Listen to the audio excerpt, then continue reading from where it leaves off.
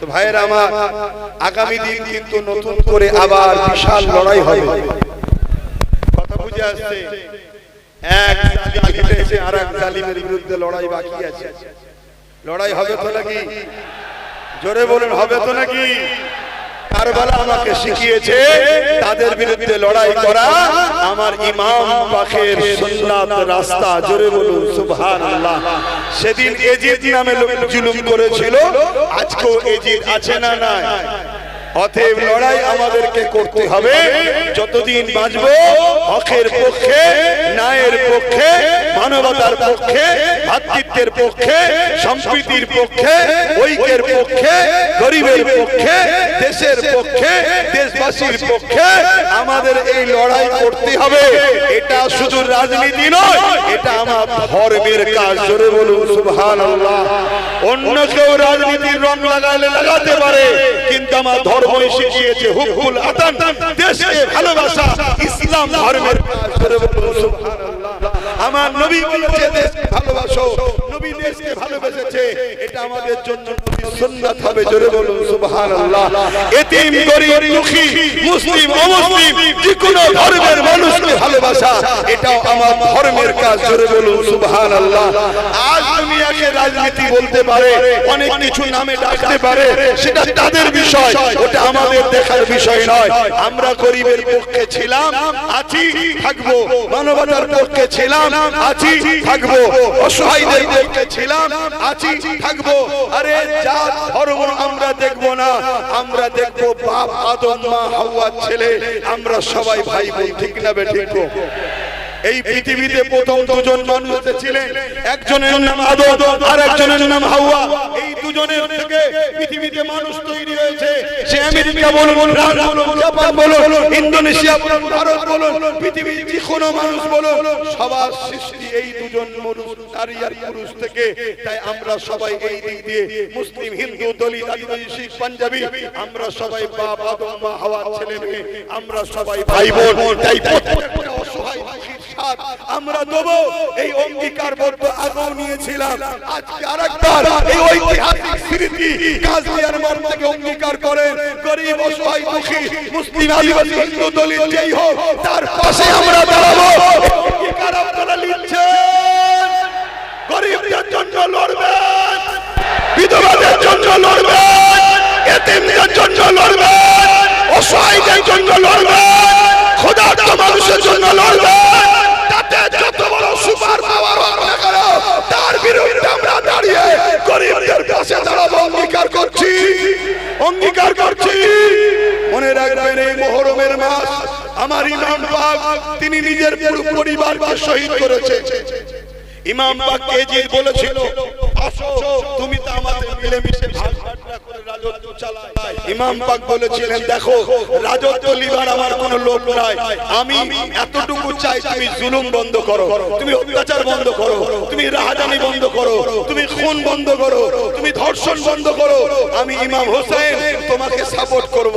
তা আমরাও সেদিন বলেছিলাম কি, আমার রাজত্বের লক্ষ্য নয়, লক্ষ্য হলো তুমি জুলুম বন্ধ করো, অত্যাচার বন্ধ করো, গরিবের উপরে জুলুম বন্ধ করো, মানুষের অধিকার দাও, ন্যায় দাও, ইনসাফ দাও। দখলের গদিতে বসার শখ নাই কেন? আমরা মুহাম্মদ রাসূলের গোলাম। আমরা এই সমাজকে তা'মুরুনা বিল মারুফ ওয়া তানহাউনা আনিল মুনকার, অন্যায় মিটিয়ে ন্যায়কে প্রতিষ্ঠিত করতে এসেছি। জোরে বলুন সুবহানাল্লাহ।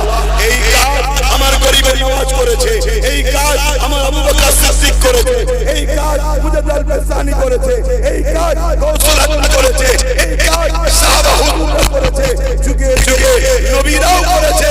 অন্যায়ের বিরুদ্ধে, ন্যায়ের পক্ষে। মনে থাকবে তো? মনে থাকবে তো?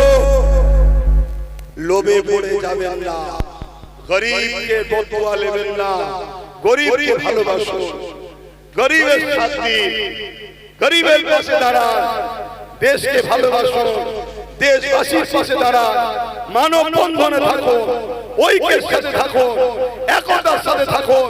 কোন এক জায়গায় ঝামেলা হয়েছে, সেই ঝামেলা সত্য মিথ্যা কি সে কোনো ভেরিফাই হয়ে প্রশাসন দেখবে, সেটাকে শুনে যেন নিজেরা নিজের এলাকার কোন গরিবের উপরে জুলুম না করি, এটাও খেয়াল রাখতে হবে। কেউ আমার উপরে জুলুম করেছে মানে এটা নয় আমি 10টা নিরীহের উপরে জুলুম করে নেব না। ও ভুল করেছ, শাস্তি হবে। আজকে যদি শাস্তি না হয় কাল হবে, কাল যদি না হয় পরশু হবে। আজকে বলুন, কেউ কেউ তো মনে করেছিল আমাদের শাস্তি কোনোদিন হবে না, কিন্তু দেরি হলো। 15 বছর পর শাস্তি হচ্ছে না হয়নি? জোরে বলে হচ্ছে না হয়নি? আমি এটাও আপনাদের বলি, এই শাস্তি তো বড় ছোট, এই শাস্তি সে শাস্তি নয়। হাকিকাতে শাস্তি দেরি হলো, যেটা পরকালে ময়দানে মহাশরে হবে। তাই আল্লাহকে ভয় করবেন, আল্লাহকে ভয় করে ন্যায়ের পক্ষে থাকবেন। তো যাই হোক, এই গরমের মধ্যে এইভাবে আপনারা অনেকক্ষণ ধরে এসে দাঁড়িয়ে আছেন। আমার টাইম দেওয়া ছিল 4:30, সে জায়গায় এসে নামাজ পড়ে স্টেজে আসতে 5টা বেজে গেছে। আমি প্রায় জাম পেয়েছি ঘটকপুকুর থেকে একভাবে ঘটকপুকুর থেকে গাড়ি চালানোই যায়নি, 5-10 করে আসতে হয়েছে। ওই জন্য সময় লেগে গেছে, না হয়তো 4টায় চলে আসতাম। কেন ওই আলিশা ও অনেক করে বলেছিল ওর বাড়িতে একবার যাবার কথা, কেন ওর বাড়িতেই আমি দেখতে এসেছিলাম। সব আপনারা জানেন, কথা বুঝাচ্ছে। ও আমার অ্যাকচুয়ালি আহলে সুন্নাত ওয়াল জামাতের ছেলে ছিল, সংগঠনের ছেলে ছিল। সেই দেখতে আসাতে আজকে কি জুলুমের শিকার হতে হয়েছে, কিন্তু এতে আফসোস করলে হবে না। আরে আমি কোথাকারের কে? আমার হোসেন পাক কুফায় যাচ্ছিল মেহমানের বাড়িতে, কুফায় যাচ্ছিল মেহমানের দাওয়াতে। কারবালায় তিনাকে এটকে জুলুম করেছে না করেন? তাহলে আপনি হোসাইনি দাবি করবেন আর আপনার উপরে জুলুম হবে, মন খারাপ করলে হবে না। ধৈর্য ধরে আল্লাহর উপরে ভরসা করে মজবুত হয়ে থাকতে হবে। আজকে ধৈর্য ধরে আল্লাহর উপরে ভরসা করে মজবুত হয়েছিল। 6 বছর হয়তো সময় লেগেছে, কিন্তু আজকে এসে পৌঁছেছি না পৌঁছাইনি। কিন্তু সেই জালিম কোথায়? জালিমের খবর কি? জালিম কোথায় গেল? আরে জালিম তো শুধু দুনিয়াতে ভালো জায়গায় আছে এখনো। যদি ওকে না তুলে নিত, ওকে খুঁজছিল অনেকে, ও বেঁচে গেছে। দুনিয়ার খাতিরে বলছি, ওর কিন্তু এখনো হাকিকাতে বিচার হয়নি। ওর বিচার আল্লাহ দেখালে দেখবেন আপনারা। কেন রোজার মাসে মানুষের ইফতারে লাথি মেরেছে, মায়ের পেটে সন্তান ছিল, যে মায়ের পেটে লাথি মেরেছে। ওর বিচার এখনো কিছু হয়নি। ওর বিচার দুনিয়ার কোন হুকুমত করতে পারবে না। ওর বিচার সেই মহান সৃষ্টিকর্তা রব্বুল আলামিন যখন করবে, সেটা দেখবে তোমরা। তো যাই হোক, তাই বলে যাচ্ছি, আপনারাও ধৈর্য ধরবেন, সবর করবেন। ইনশাআল্লাহ একটা দিন আমাদেরকে আল্লাহ সাহায্য করবেন, আরো সাহায্য করবেন।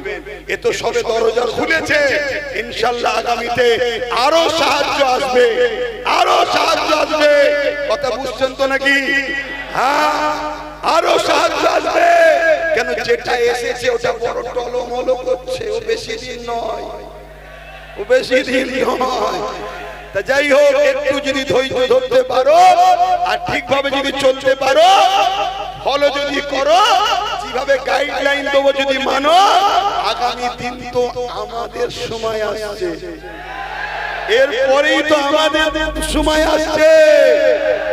কিন্তু মনে রেখে দিও, ঈদ আলাদার জন্য না হয়ে যায়। এখন আবার নতুন করে সব অনেক দরদি বেরোবে। আর কোনো দিকে নয়, ডাইরেক্ট সুজা ভাইজানের সাথে আছেন তো? হাত তুলে বলো, হাত লম্বা করে আল্লাহকে সাক্ষী রেখে বলছো। একে অপরের পাশে দেখো, কেউ হাত তুলতে বাকি আছে কি? যদি বাকি থাকে ঝগড়া নয়, শুধু চিনে নাও আমাদের নয়, তাই তো নাকি? চিনা দরকার আছে না? না, তো যাক, আসেন একটু ছোট করে দোয়া করব, একটু কষ্ট করে বসুন। দরুদ শরীফ আল্লাহুম্মা। খবর ভালো তো?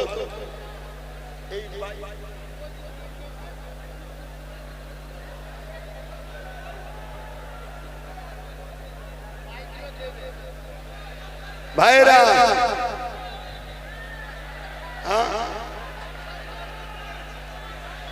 সেই যে বাইক, তার মধ্যে থেকে 6টা জোগাড় হয়েছে।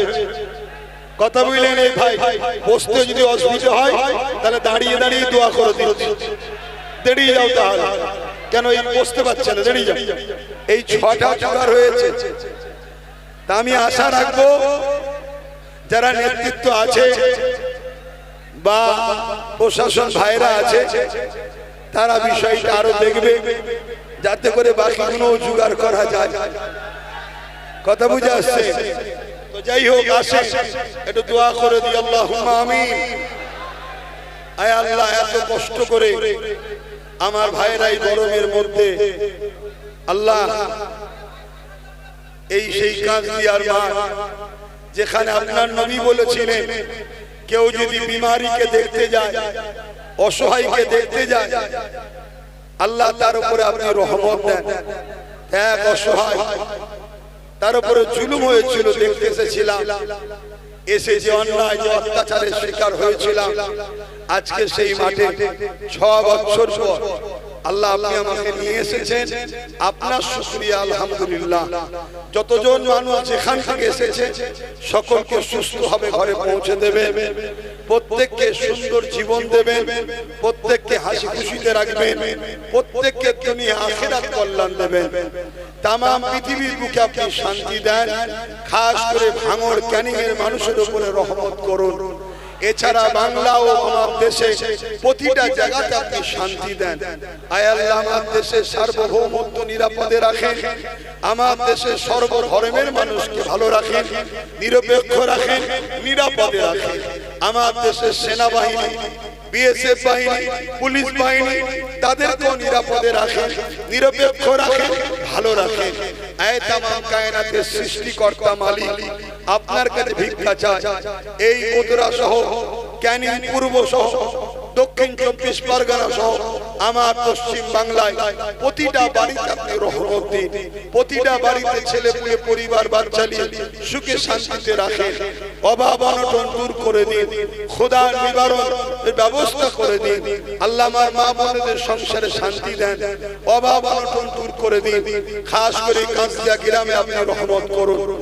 আজ এই গ্রামের মানুষ কত অত্যাচার, কত জুলুম স্বীকার করে, আল্লাহ আজ তারা এই মাহফিলে আজকে খুশি মনে করতে পারছে, তাদেরকে আপনি সুযোগ দিয়েছেন।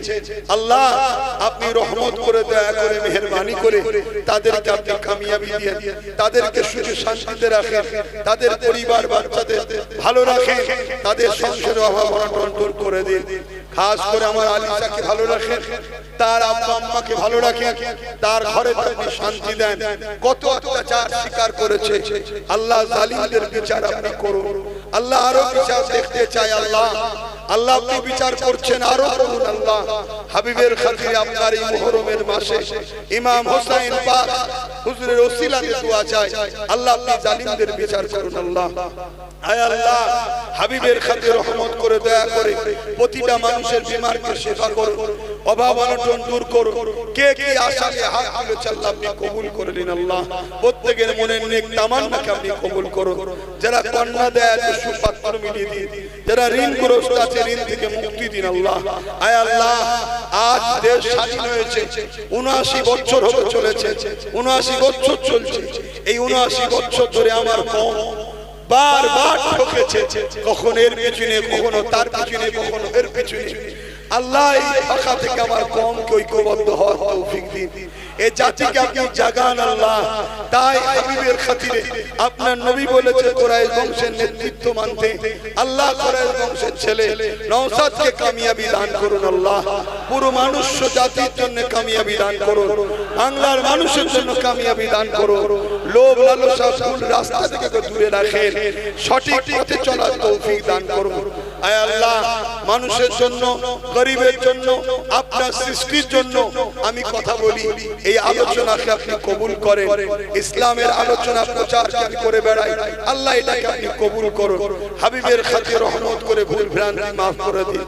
আল্লাহ আমার নলেজ সিটিকে কবুল করুন। আল্লাহ হাবিবের খাতিরে যারা পড়াশোনা করছে উচ্চ শিক্ষায় শিক্ষিত করুন।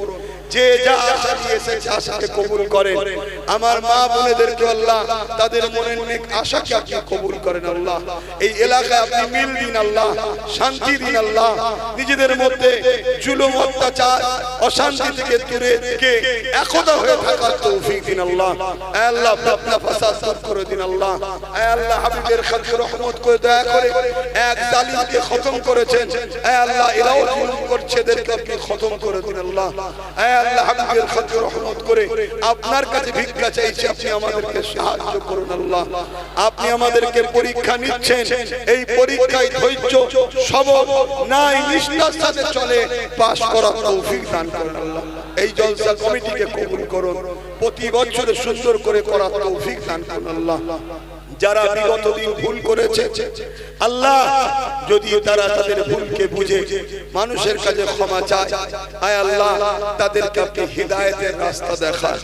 যদি হিদায়াত কপালে না থাকে আল্লাহ জুলুম মুক্ত কেনি, জুলুম মুক্ত ভাঙন, জুলুম মুক্ত বাংলা, আয় আল্লাহ আপনি সেরকম সমাজ তৈরি করে দিন আল্লাহ। আল্লাহ আপনি সবই পারেন, আপনার কাছে দোয়া চাইছি আল্লাহ আপনি ব্যবস্থা করে দিন আল্লাহ। ক্যানিংয়ের প্রত্যেকটা মানুষের বাড়ি, নিরীহ অসহায় গরিব মানুষ, খেটে খাওয়া মানুষ, শ্রমজীবী মানুষ, দিনমজুরি মানুষ, প্রতিটা বাড়িতে হাসি দিন আল্লাহ, অভাব অনটন দূর করে দিন আল্লাহ। আল্লাহ কত বছর আর জুলুম সহ্য করবে মালিক, আল্লাহ এদেরকে আপনি ব্যবস্থা করেন, এদেরকে আপনি সাহায্য করেন আল্লাহ। এদেরকে ছেলে পুলে পরিবার নিয়ে একটু হাসিতে নিশ্চিন্তায় থাকার ব্যবস্থা করে দিন আল্লাহ। কত মানুষের উপরে জুলুম অত্যাচার হয়েছে, সেই সব মানুষকে আল্লাহ আপনি জীবনের গুনাহ মাফ করে দেবেন আল্লাহ। ওই মজলুম অসহায় মানুষের জীবনের গুনাহ মাফ করে দেবেন আল্লাহ। আল্লাহুম্মা ইহদিনাস সিরাতাল মুস্তাকিম, আল্লাহুম্মা নাজাত ফিতনাতুদ দুনিয়া, আল্লাহুম্মা নাজাত খারুল আযাব, আল্লাহুম্মা নাজাত মিনান নার। আমিন আমিন আমিন। এই অত্র এলাকায় আল্লাহ যারা আমার সম্মানীয় হাজী সাহেব আছে, নামাজি মুসল্লি আছে, অনেকে হয়তো আমাদের সঙ্গে মিলকে চাইতো, হয়তো ভয়ে পারতো না। আল্লাহ কার দিলে কি আছে আপনি জানেন, তাদের সবাইকে এক হয়ে চলার ব্যবস্থা আল্লাহ আপনি আমার ভাই নওশাদকে করে দিন আল্লাহ। আমিন আমিন আমিন। বরহাত কালমাতি লা ইলাহা ইল্লাল্লাহ মুহাম্মাদুর রাসূলুল্লাহ সাল্লাল্লাহু আলাইহি ওয়াসাল্লাম। মুসাবার জন্য কেউ ইন্তজার করবেন না, কথাগুলো শুনুন, আস্তে আস্তে যান।